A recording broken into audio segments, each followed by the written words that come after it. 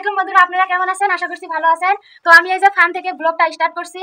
তো আপনারা একজন কমেন্ট করেছেন যে এটা কিসের ঘর। তো এটা হচ্ছে মুরগি, আর অনেকটাই বড়, আর এখানে 10,000 মুরগি দেয়।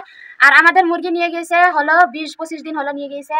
তো 6 জন লেডিস এসে পুরা ক্লিন করে দেয়। আর আমরা দানা ডাব্বা, পানির ডাব্বাগুলো ধুয়ে, এই যে তুষগুলো, এই যে এইগুলো হচ্ছে, এই যে দেখুন ধানের যে তুষ আছে, এই তুষগুলো কোম্পানি থেকে দেয়, সেইগুলো এনে এখানে ঢেলে রেখে দেয়।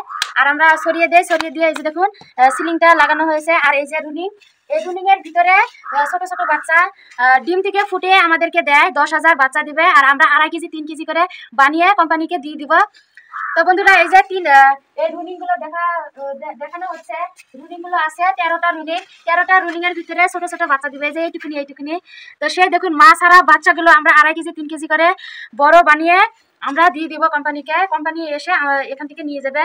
আর দেখুন এই ফার্মটা মানে 10,000-এর ফার্ম হলেও এটা 11,000-এর স্কিম, মানে 11,000 মুরগি ঢালতে পারবে।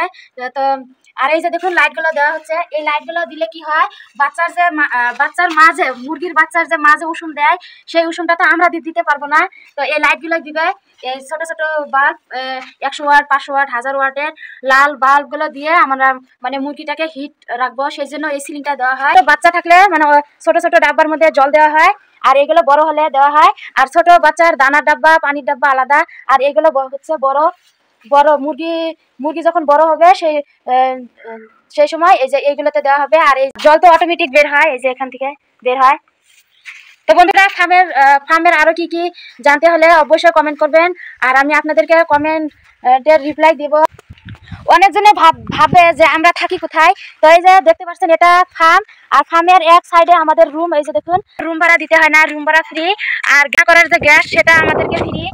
আর চালটা দেয় মালিকে। বন্ধুরা, আমার ভিডিও কিরকম লাগে অবশ্যই কমেন্টে জানাবেন, আমি অপেক্ষায় থাকবো।